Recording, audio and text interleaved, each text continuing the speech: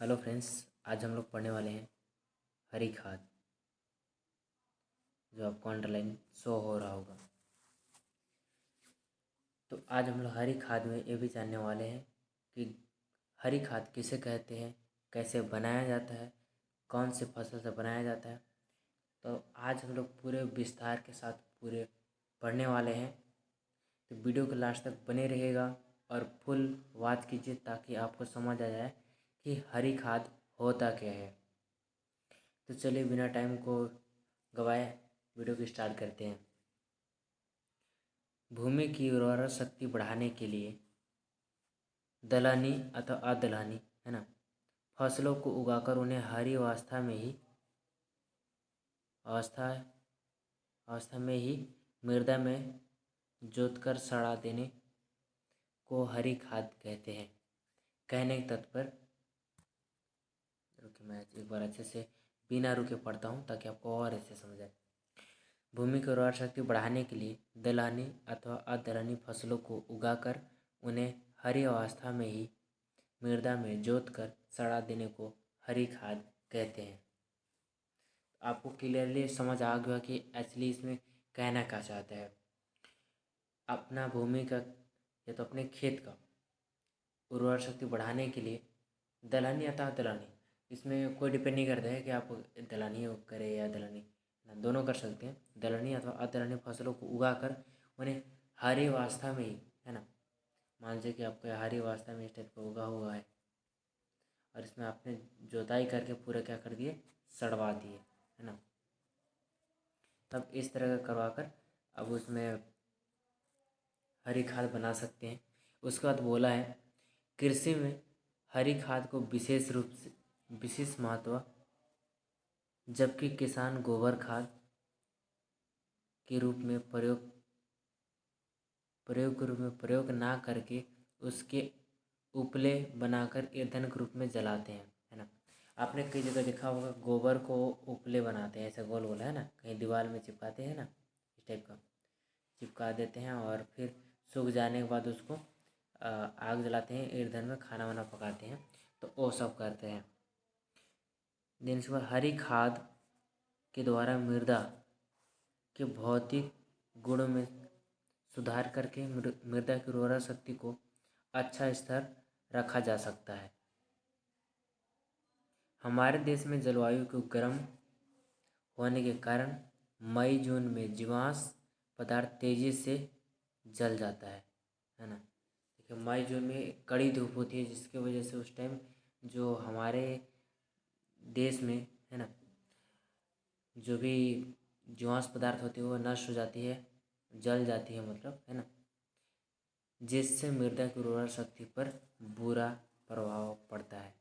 ठीक, अतः जीवाश्म खाद देकर इनकी पूर्ति करना आवश्यक होता है। प्रायः विस्टा की खाद का प्रयोग देहाती में ना के बराबर होती है ना। तो कंपोस्ट बनाने के लिए भी किसान के पास समय नहीं होता। अब खलियाँ काफ़ी महंगा पड़ती है तथा पशुओं के लिए ही पर्याप्त मात्रा में उपलब्ध नहीं होती। अतः हरी खाद सबसे सस्ता और अच्छा साधन है।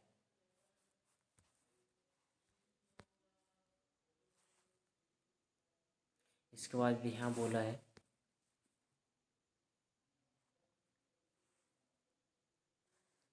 कहाँ पे हम लोग थे,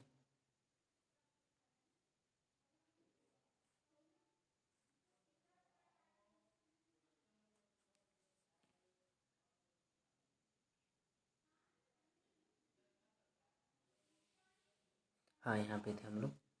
किसानों के पास समय नहीं होता है ना, खलियाँ काफ़ी महंगी पड़ती है तथा किसानों के लिए पर्याप्त मात्रा में उपलब्ध नहीं होता है ना। किसानों के पास जो है पशु, किसको बोल रहे हैं, किसानों के पास पशु के लिए पर्याप्त मात्रा में उपलब्ध नहीं होते हैं। अतः हरी खाद है ना, जो हरी खाद है, अतः हरी खाद ही सबसे सस्ता और अच्छा साधन है जो मृदा की उर्वरा शक्ति को ठीक स्तर तक बनाए बनाकर रख सकती है। तो इसके लिए कुछ यहाँ पे चुनाव करनी है जो आप किन किन फसलों का कर सकते हैं। जैसे हम बोलते हैं हरी खाद के लिए फसल का चुनाव, यानी selection of green manure crops. अगर आपके पास जगह कम है, आपके पास पशु नहीं है, तो आप हरी खाद का खेती करके जीवाश्म पदार्थ की है या तो उर्वरा शक्ति बढ़ा सकते हैं। यह भी एक सस्ता और एक आसान तरीका है। यहाँ पे कुछ पॉइंट्स दिया गया है जो हम लोग पढ़ेंगे।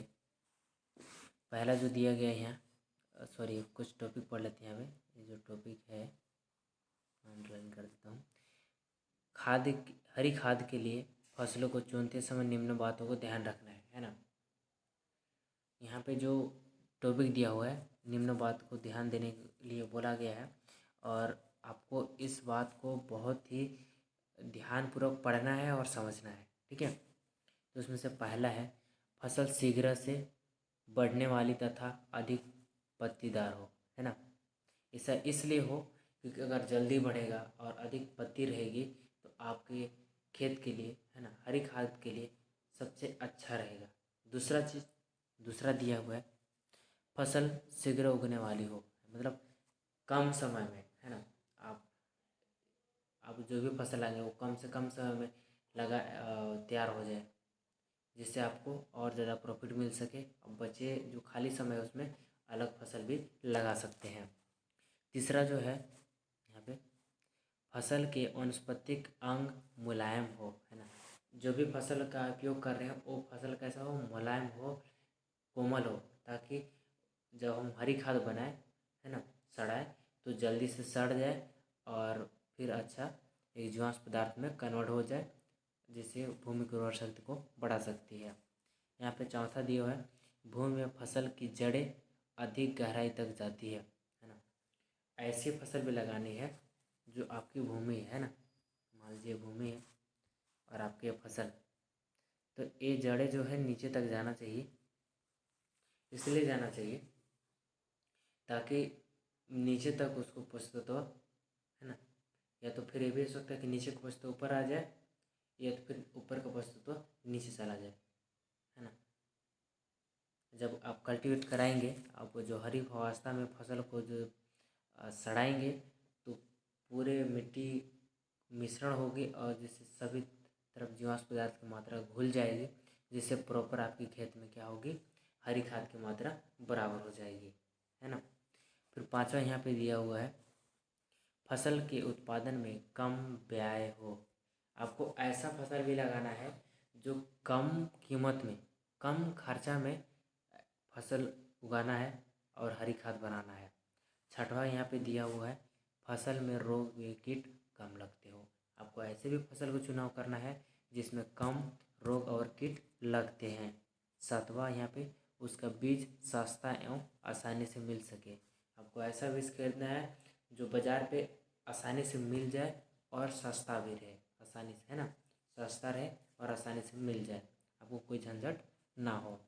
आठवां यहाँ पे फसल के प्रतिकूल परिस्थिति में उगने की क्षमता रखती हो। देखिए ऐसे भी फसल लगाना है आपको जो मौसम, है ना, परिस्थिति बोल रही है, परिस्थिति नहीं मौसम, है ना। कभी कभी ऐसा होता है कि क्लाइमेट जो है हमारी जलवायु बदलती रहती है, तो परिस्थिति के प्रतिकूल मतलब वो मौसम कैसा भी करे, अगर मान लीजिए कि अगर क्लाइमेट जो जलवायु है अगर बदल भी दे मौसम, तो भी ये फसल उगना चाहिए। ऐसा फसल लगाने के लिए बोला जा रहा है। देन यहाँ पे नवा बोला है फसल दो दाल वाली हो जो वायुमंडल में नाइट्रोजन को मृदा में स्थापित करती हो, है ना। मतलब समझ गए? नहीं समझे होंगे, मुझे लगता है थी समझ गए तो अच्छी बात है, नहीं समझे उनके लिए आपको जैसे दो दाल वाली जैसे मान लीजिए कि आपके पास क्या है, चना है, ठीक है। इसलिए मैं इस तरह से बेसाइज बना रहा हूँ, कोई फिक्स नहीं है। तो आप अगर इनका छिलका हटाएंगे ना तो आधा आधा हो जाएगा, 50, है ना। तो इसको बोलते हैं दो दाल वाले, है ना। इसके अलावा आप जैसे देख लेंगे धान, जो धान तो ऐसे लंबा रहता है ना, तो उसमें अगर आप छिलका हटाएंगे तो उसमें आपको दो हिस्सा बांटने को नहीं मिलेगा, है ना। इसको मोनोडाइको सीड बोलते हैं, और इसको डाई डाई डाइकोटी सीड बोलते हैं। आई मीन इसको बोल सकते हैं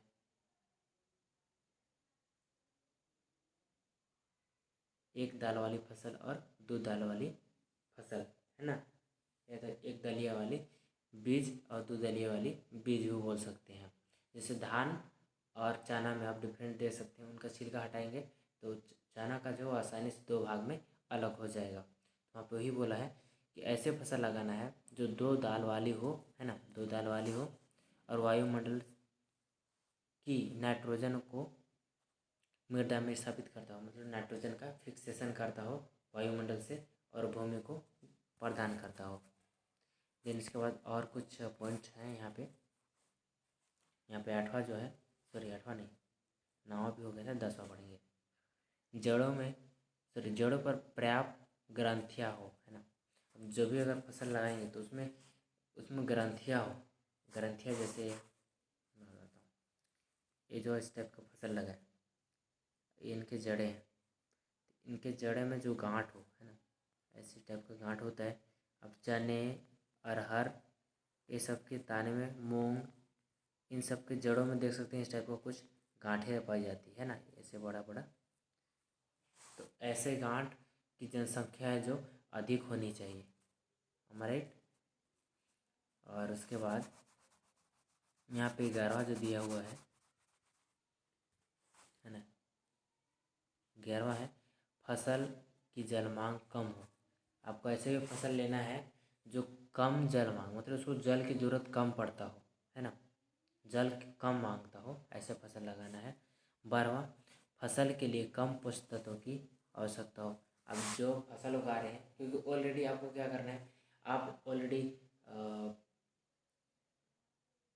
पोषक तत्वों के लिए आप उनको खेती कर रहे हैं, तो आपको ऐसे फसल का चुनाव करना है जो कम पोषक तत्वों में उग सके और अधिक पोषक तत्व प्रदान करे, है ना। फिर इसके बाद यहाँ 13वां है फसलें कई उद्देश्य को पूरा करने वाली हो, है ना। आप ऐसे फसल लगाना है जो कई उद्देश्यों को पूरा करेंगे। जैसे एग्जाम्पल यहाँ पे दिया हुआ है, हरा चारा, रेशा, हरी खाद, है ना। तो मतलब उस जो फसल लगाएंगे उससे आप हरा चारा भी बना सकते हैं जो पशु को दे सकते हैं, रेशा, है ना, जो रेशा आप और कुछ भी बना सकते हैं। देन उसके बाद है हरी खाद। हरी खाद आपको पता है कि उनको हरी खाद मतलब हरी अवस्था में उसको जोत कर सड़ा देना है। यहाँ पे 14वां लास्ट दिया है फसल विभिन्न प्रकार की भूमियों में उगने की क्षमता रखती हो। आपको ऐसे भी फसल लेना है जो नॉर्मल से जटिल भूमि में, जो में मतलब उतना अच्छे से जर्मिनेशन ना होता हो, जिसमें फसल अच्छे से ना उगता हो, वैसे खेत में भी इसका जर्मिनेशन है, उसका अंकुरन जो है अच्छा होना चाहिए। ऐसा फसल का चुनाव करना चाहिए, है ना। और यहाँ पे और कुछ पॉइंट्स हैं।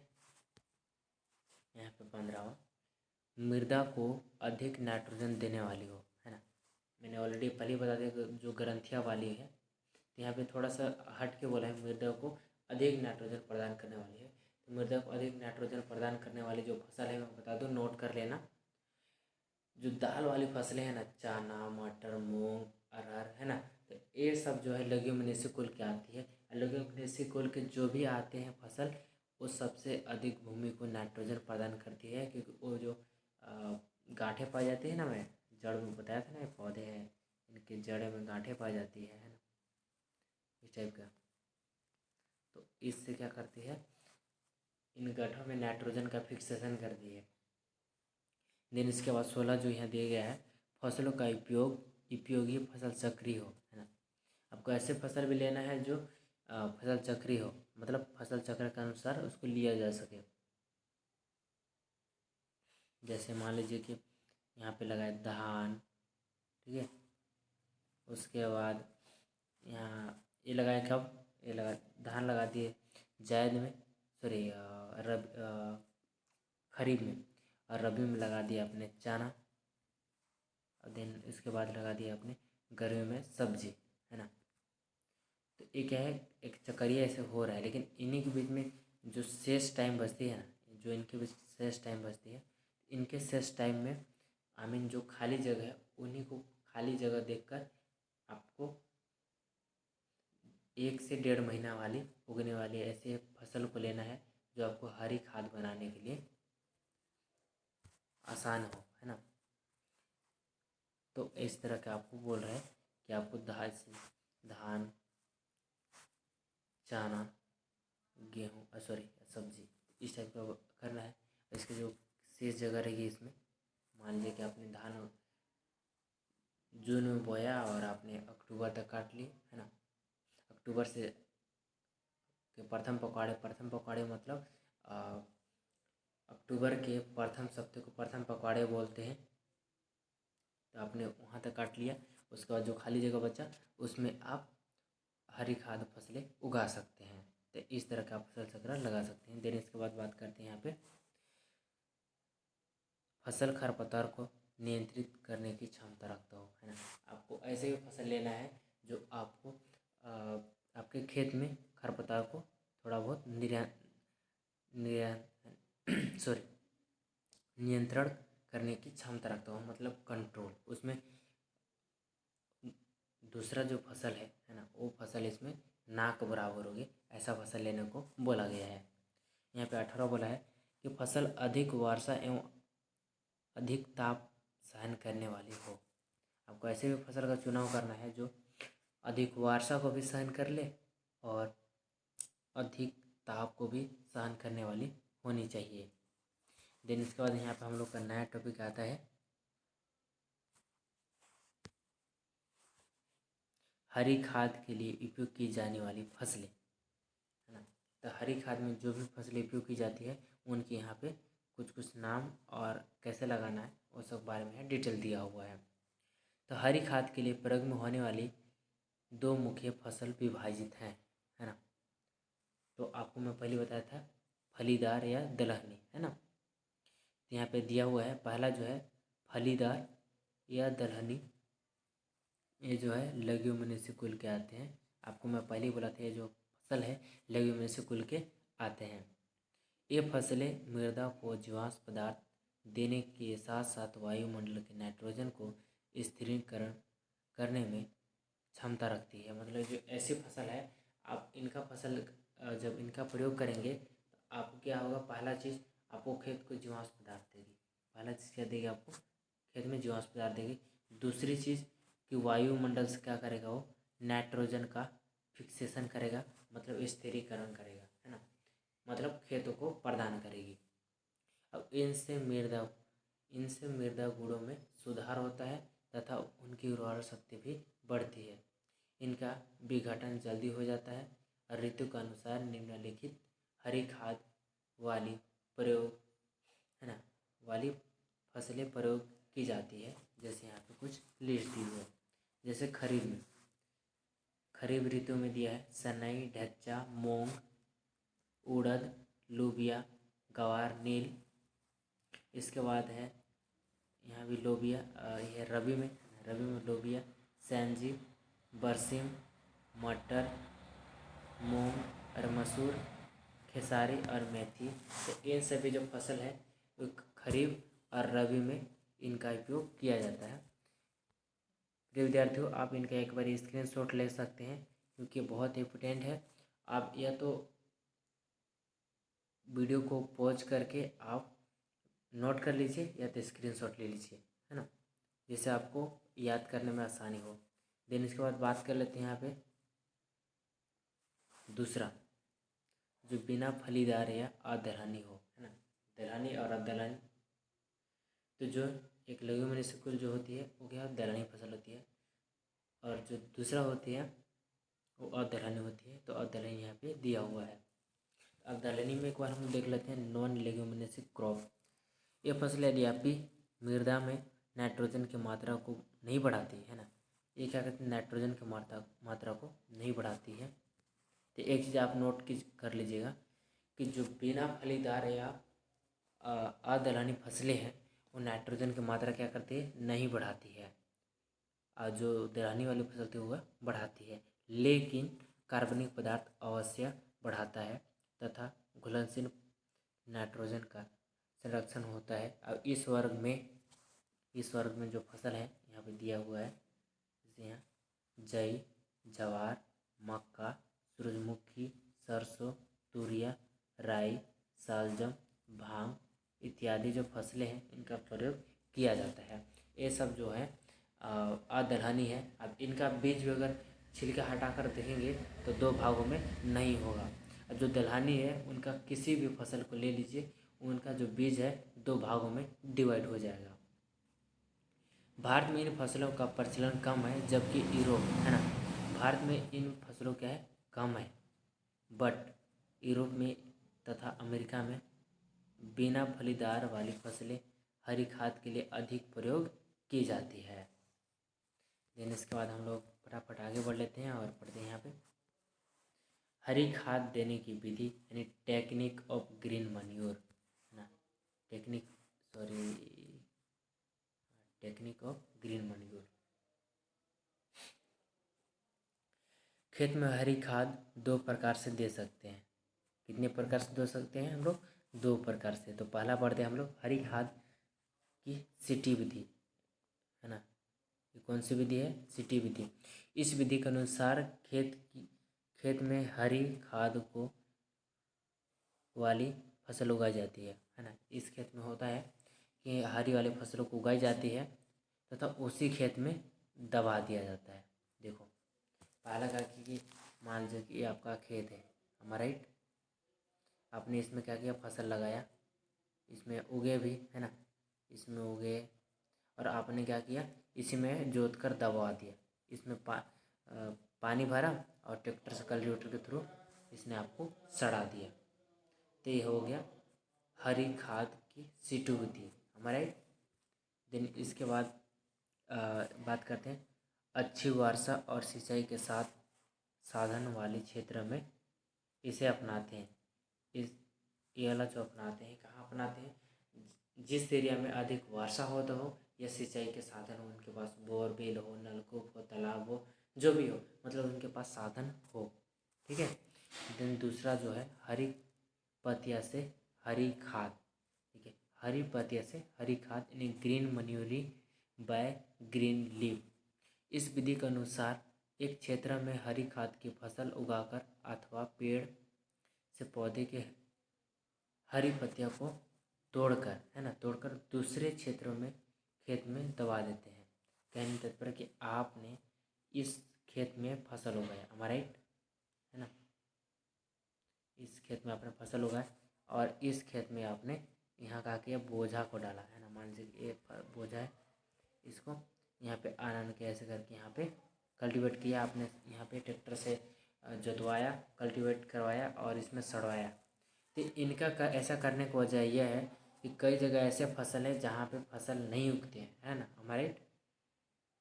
तो ऐसे स्थिति में हम दूसरे जगह यहाँ ये जो पहला मान लीजिए और ये दूसरा, तो पहला जगह क्या करते हैं हम लोग, फसल को उगाते हैं और दूसरी जगह क्या करते हैं, फसल को ले जाकर वहाँ पे डालते हैं, पानी में पानी भर लेते हैं खेत में और उसके बाद उस फसल को डालते हैं और कल्टीवेटर के थ्रू उसमें मड़ाई करवाते हैं, जिससे पूरे खेत में मिल जाती है और सड़न हो जाती है, जिससे खेत में क्या होती है, जैविक या जीवाश्म पदार्थ की मात्रा बढ़ जाती है।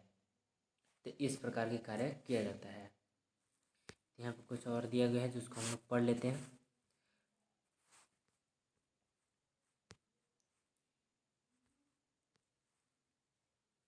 इस क्षेत्र में मध्य प्रदेश, कर्नाटक, केरल, तमिलनाडु आदि राज्यों में जहाँ फसलों उगाने तथा सड़ाने में भूमि की नमी कमी पाई जाती है, यह विधि अपनाई जाती है। मतलब कहने तत्पर कि ऐसे जगहों के नाम लिस्ट है जहाँ पे नमी की मात्रा जो है कम है ना। जैसे देख लीजिए यहाँ पे यहाँ बोला है मध्य प्रदेश, कर्नाटक, केरल, तमिलनाडु। तो यहाँ पे जैसे मध्य प्रदेश है, मध्य प्रदेश के अंदर छत्तीसगढ़ भी आएगा, इसलिए छत्तीसगढ़ आया क्योंकि ये बहुत पुराना डाटा है और ये पुराना डाटा के हिसाब से चल रहा है, क्योंकि पहले मध्य प्रदेश में ही छत्तीसगढ़ था, बट अब छत्तीसगढ़ अलग हो गया है। तो अभी भी वो छत्तीसगढ़ मतलब मध्य प्रदेश मतलब छत्तीसगढ़ में भी इनकी ज़रूरत होती है, मतलब नमी की कमी है, इस वजह से इस विधि को अपनाना बहुत ज़रूरी है। देन इसके बाद बात कर लेते हैं यहाँ पे हरी खाद के लाभ यानी advantage of green manure. Right, अगर आप खेती कर रहे हैं, उनसे इतने सारे एक्टिविटीज़ करवा रहे हैं, क्रियाएं करवा रहे हैं, अगर आपको लाभ नहीं होगी तो आपको कोई भी मतलब का नहीं है। तो आप जान लेते हैं कि इससे क्या क्या लाभ होने वाली है। तो पहला लाभ है जीवाश्म पदार्थ की प्राप्ति यानी ability of OM organic matter, है ना। OM का मतलब ऑर्गेनिक मैटर। हरी खाद के प्रयोग से मृदा में जीवाश्म पदार्थ की वृद्धि होती है, जो कि फसलों के लिए उत्पादन के लिए आवश्यक है। दूसरा जो है यहाँ पे पोषक तत्वों की उपलब्धता यानी एबिलिटी ऑफ न्यूट्रिएंट्स, है ना। हरी खाद के सड़ाव से कार्बनिक एवं अकार्बनिक अम्ल मृदा को प्राप्त होते हैं, जिनके प्रभाव से अनेक पोषक तत्वों की घुलनशीलता बढ़ जाती है और फसल को आसानी से पोषक तत्व प्राप्त हो जाता है। जब आप खेत में उनका सड़ाएंगे मड़ाई करके, है ना, जब सड़ जाएगी, जो जीवाश्म पदार्थ में वो जब चेंज हो जाएगा, कन्वर्ट हो जाएगा, तो ऑलरेडी वो क्या होगा, उनके पौधे के लिए क्या होगा, वो पोषक तत्व के रूप में घुल कर उनको प्राप्त होने लगेंगे। दिन यहाँ पे तीसरा बात कर लेते हैं मृदा का संरक्षण यानी सोइल कंजर्वेशन, है ना। हरी खाद वाली फसलें मृदा को ढकने का कार्य करती है, इसलिए पानी तथा वायु से मिट्टी का कटाव कम होता है। देखिए, मृदा संरक्षण भी होता है ना। और जब यदि हम हरी खाद वाली फसल लगाते हैं तो मृदा का जो कटाव इसलिए कम होता है क्योंकि उनकी जड़ें जो होती है मिट्टी से ज़्यादा पकड़ होती है। क्योंकि हमने कुछ टॉपिक में पढ़ा था कि ऐसे फसल लेना है जिनकी जड़ जो है लंबी हो, गहरी तक जाता हो, जिससे मिट्टी का पकड़ बना रहे, है ना। तो यहाँ पे क्या मिट्टी का संरक्षण होता है, सॉइल कंजर्वेशन होता है, जिससे मिट्टी का कटाव कम होता है। राइट। देखिए चौथा यहाँ पे बात करते हैं पोषक तत्वों का संरक्षण, है ना। कंजर्वेशन ऑफ न्यूट्रिएंट्स यानी हरी खाद वाली फसलें मृदा में उपस्थित विभिन्न पोषक तत्वों को निक्षालन यानी लीचिंग द्वारा मृदा में नष्ट होने से बचाती है तथा उन पोषक तत्वों अपने प्रयोग में लेकर हरी खाद के रूप में पुनः मृदा को पोषक तत्व प्रदान करती है ना। पोषक तत्वों का संरक्षण, हरी खाद से आपको ये भी होता है कि आप हरी खाद लगाते हैं तो आपको जो पोषक तत्व है वो निक्षालन या लीचिंग के द्वारा लॉस नहीं होती है, इन्हें बचाती है। ठीक है, तो उन पोषक तत्वों को, है ना, उनको अपने प्रयोग में लाकर हरी खाद के रूप में पुनः मृदा को पोषक तत्व क्या करती है, प्रदान करती है। देन यहाँ पे पांचवा दिया है कि खरपतवार का नियंत्रण यानी वीड कंट्रोल। खरपतवार को इंग्लिश में वीड बोलते हैं यानी वीड कंट्रोल। हरी खाद वाली फसलों की घने एवं शीघ्र बढ़ने के कारण खरपतवार पनपते मतलब कहने तात्पर्य कि पनपने, है ना, पनपने नहीं होते क्योंकि पर्याप्त वायु तथा प्रकाश होने उन्हें नहीं मिल पाता। इसी कारण हरी खाद वाली फसलें खरपतवारों को नष्ट करने में सहायक होती है। कहने को थोड़ा सा समझाने की कोशिश करूँगा कि हरी खाद का जब फसल लगाते हैं तो ये फसल जो है इतना तेज़ी से बढ़ती है कि ये जो खरपतवार को ना बढ़ने का चांस ही नहीं देती है।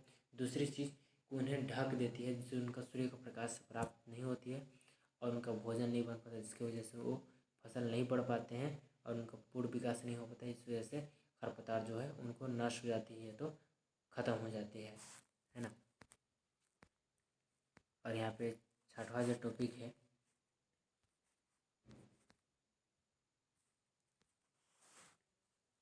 मृदा की संरचना में सुधार यानी इम्प्रूव इन सॉइल स्ट्रक्चर। इनके बहुत सारे फायदा हैं जो एक एक करके हम लोग पढ़ते आ रहे हैं और यहाँ पे अभी छठा पढ़ने वाले हैं।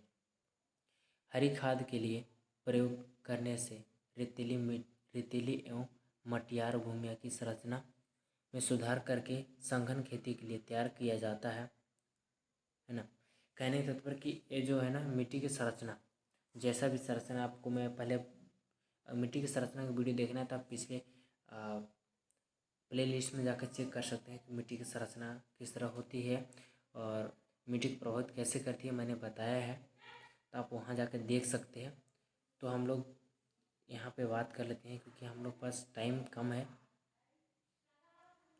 तो ये जो रेतीली और मटियार भूमि को है ना संरचना में सुधार करके संघन बनाती है, कहने के तात्पर्य फिर भी मैं शॉर्ट में समझाने की कोशिश करूँगा कि रेतीली भूमि कैसी होती है और मटियार को कैसी होती है आपको पता होगा, ठीक है। रेतीली मान लीजिए कि इस टाइप का होती है ना,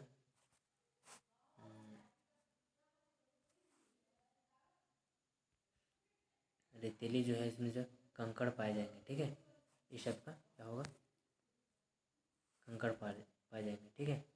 जो कंकड़ है ऐसे खेत को क्या करेगा, ये जो हरी खाद है वो क्या करेगी, ऐसे खेत को एकदम संघन बना देगी, है ना, एकदम छोटा छोटा एकदम मस्त संघन बना देगी। जैसे आप इसमें खेती करेंगे तो आपको बहुत ही अच्छा उत्पादन इस खेत से मिलने वाला है। तो आप समझ सकते हैं कि आपके पास कैसा था, पहला जो था रेतीली था, दूसरा कैसा था मटियार था, जो एकदम जिसमें फसल उगाने का चांस ही नहीं था, लेकिन इसे ऐसा खेत बना दिया जिससे आप बहुत ही आसानी से खेती कर सकते हैं, भुरभुराया बनाया और इसमें वायु का आगमन हुई, है ना।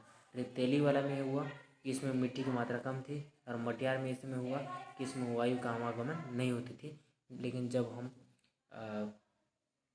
हरी खाद का फसल का प्रयोग करेंगे तो उसमें क्या होगी, वायु का आगमन होगी, है ना, जिससे जीवाणु का जो है पे आसानी से अपना जीवन लाइफ वो व्यतीत कर सकते हैं, है ना। चलिए इसके बाद साथ हम लोग पढ़ लेते हैं जीवाणु की क्रिया को क्रियाशीलता में वृद्धि। देखिए मैंने आपको पहले ही बताया था जीवाणु की क्रियाशीलता में वृद्धि, इंक्रीज इन बायोलॉजिकल एक्टिविटीज़, यानी हरी खाद देने से मृदा में जैविक पदार्थ वृद्धि होती है जो जीवाणु को भोजन है ना, जो जीवाणु का क्या है, भोजन है। और पर्याप्त भोजन मिलने से लाभदायक जीवाणु फसल के लिए अधिक अच्छा कार्य करते हैं, है ना। जब उनको अच्छा भोजन मिलेंगे तो अच्छा कार्य करेंगे, जिससे हमारे उपज जो है अच्छा मिलेगा। देन इसके बाद बात कर लेते हैं यहाँ पे 8वां, क्षारीय एवं लवणीय मृदाओं का सुधार। हमने भले पिछले में पढ़ा था कि चूना और जिप्सम सुधारा जाता है, लेकिन आप हरी खाद के थ्रू भी क्षारीय या लवणीय भूमि को सुधार सकते हैं। ये जो है एक साइंटिफिक विधि है, फिर भी एक नेचुरली है, क्योंकि आपको इस खेत से आपको कुछ भी नुकसान नहीं होने वाला है इस खेत, है ना। क्योंकि आप अगर केमिकल वाला यूज करेंगे, है ना, खाद वो सब, तो आपको खेत को थोड़ा बहुत नुकसान हो सकता है, लेकिन ये जो हरी खाद है इसमें 1% चांस नहीं है नुकसान होने का। यानी improvement in the Nilekani soil. जब खेत में हरी खाद का प्रयोग किया जाता है तो उनके सड़न पर अनेक प्रकार के कार्बनिक अम्ल उत्पन्न होते हैं, जो कि क्षारीय एवं अम्लीय के लिए हानिकारक लवणों को उदासीन करके पर्याप्त मात्रा में क्या करती है, सुधार लेती है, ठीक है। देन यहाँ पे 9 बात कर लेते हैं, पोषक तत्वों के नीचे से मृदा की ऊपरी सतह पर लाना। देखिए अब क्या करती है कि जो निचली सतह जो है ऊपर सतह में लाने की क्रिया भी कौन करती है, ये करती है हरी खाद। समझ रहे हैं, मैं समझाने को ये जो नीचे का लेयर है ना, जो आपका नीचे का लेयर है ये ऊपर लाने का कार्य करती है। कहाँ लाने करती है, ऊपर लाने का कार्य करती है। मान लीजिए पहला है और ये दूसरा, तो ये जो पहला को दूसरा जगह लाने की कोशिश करती है, जिससे हमारे पोषक तत्व ऐसे हमारे फसलों को अधिक लाभ मिलती है ना, क्योंकि नीचे वाले पोषक तत्व भी उन्हें प्राप्त हो जाती है। देन इसके बाद क्या होती है, यहाँ पे बोला है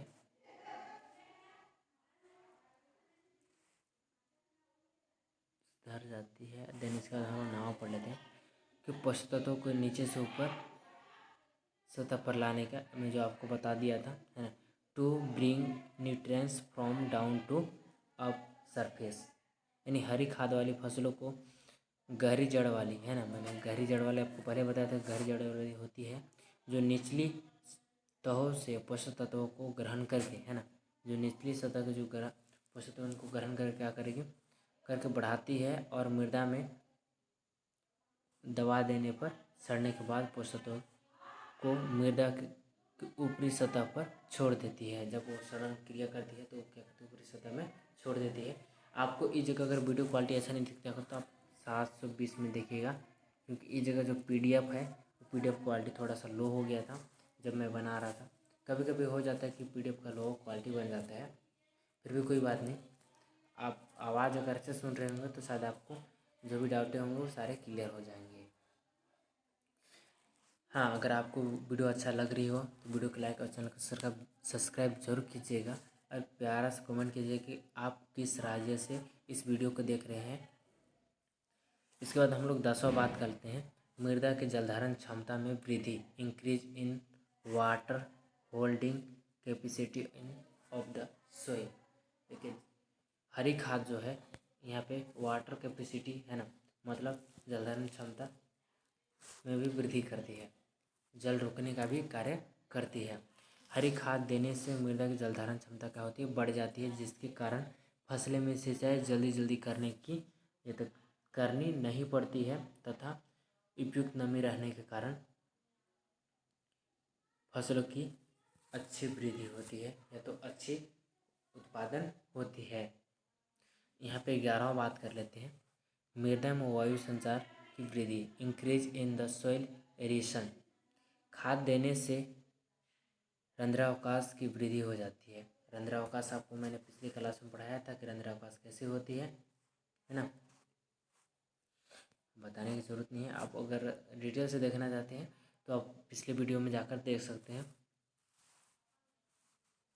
मैं थोड़ा सा समझाने की कोशिश, ये जो है ना, इस टाइप का मान लीजिए खेत है, इस टाइप का मान लीजिए कि क्या है, एक रंध्रावकाश है ना, इस टाइप का क्या है, एक रंध्रावकाश है, इसमें छोटे छोटे जो है इस रंध्रावकाश वाली खेत कई प्रकार की पाई जाती है। अगर आप पूरे डिटेल के साथ पढ़नी है तो please visit my channel playlist. Okay,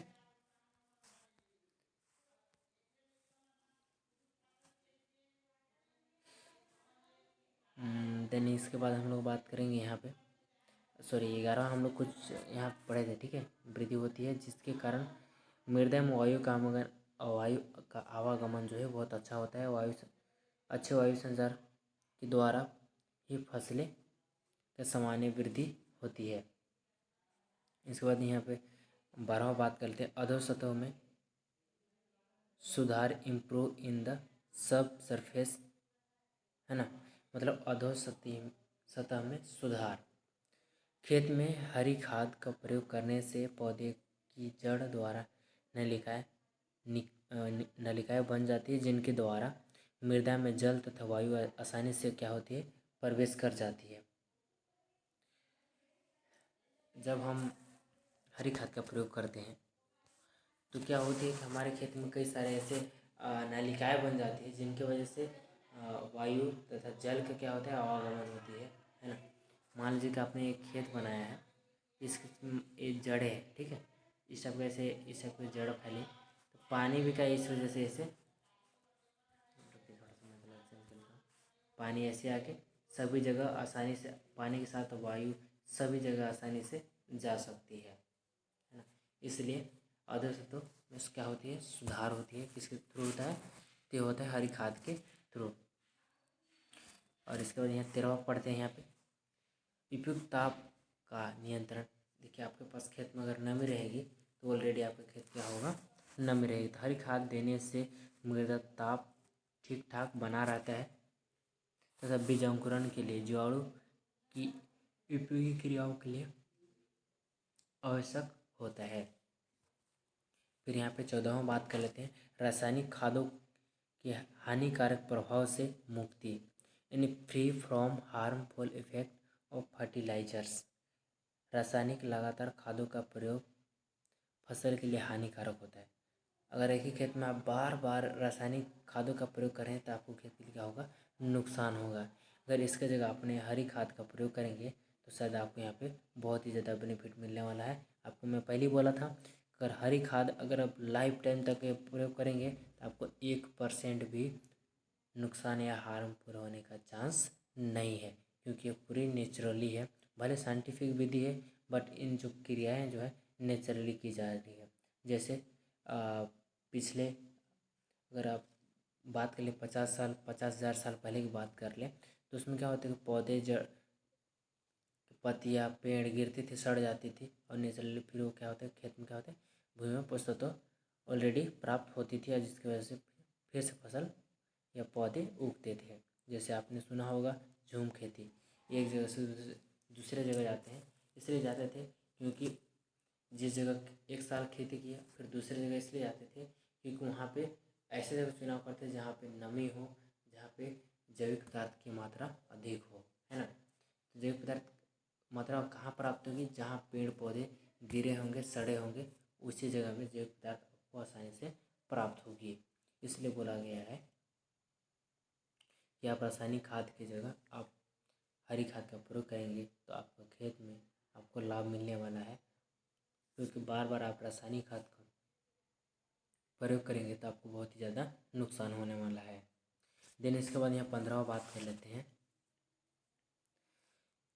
मृदा जल के वाष्पीकरण में कमी, यानी less operation of the soil water. खेत में हरी खाद देने से वाष्पीकरण द्वारा जल की हानि भी कम होती है और इसी प्रकार यह जल फसलों की वृद्धि में काफ़ी उपयोगी बना रहता है। यहाँ पे 16वां जो दिया हुआ है, फसलों के लिए उत्पादन में वृद्धि, इंक्रीज इन द क्रॉप्स। प्रयोग द्वारा देखा गया कि हरी खाद का प्रयोग करने से विभिन्न जलवायु तथा भूमियों में फसल की उपज में वृद्धि होती है। अब रही बात, ये तो रही लाभ की बात, अब इनकी कुछ कठिनाई है जो आपको जानना बहुत ज़रूरी है। ये कठिनाई को हम लोग जान लेंगे हमारे limitation in the green manure, ठीक है। हरी खाद के अनेक लाभ हैं, फिर भी निम्न कठिनाई के कारण इनका प्रचलन क्या है, कम है। कुछ नियम से हैं जो ट्रेडिशनल रूल्स बोल सकते हैं, इनकी वजह से क्या होती है, इसका प्रचलन जो है कम है। पहला जो यहाँ पे दिया गया, सिंचाई के साधन का अभाव या वर्षा की कमी है, ऐसे क्षेत्र में इनका उपयोग बिल्कुल भी नहीं कर सकते हैं। दूसरा, कृषकों में वैज्ञानिक दृष्टिकोण का अभाव क्या है, उन लोग वैज्ञानिक दृष्टिकोण से कभी वो खेती नहीं करते हैं, जिस वजह से उनको नुकसान होता है। हमेशा वो प्रॉफिट के लालच में रासायनिक खाद का प्रयोग करते हैं, जिससे अपना खेत को क्या करते हैं, बर्बाद कर लेते हैं, जिससे फिर 1-2 साल खेती होती है और फिर तीसरे साल क्या होता है, उनके खेत में फसल कम उपज होने लगती है। तीसरा बात करते हैं, अच्छे बीज का उपलब्ध ना होना, लोकल बीज का प्रयोग करते हैं क्योंकि ये वैज्ञानिक अभाव के कारण ही होती है।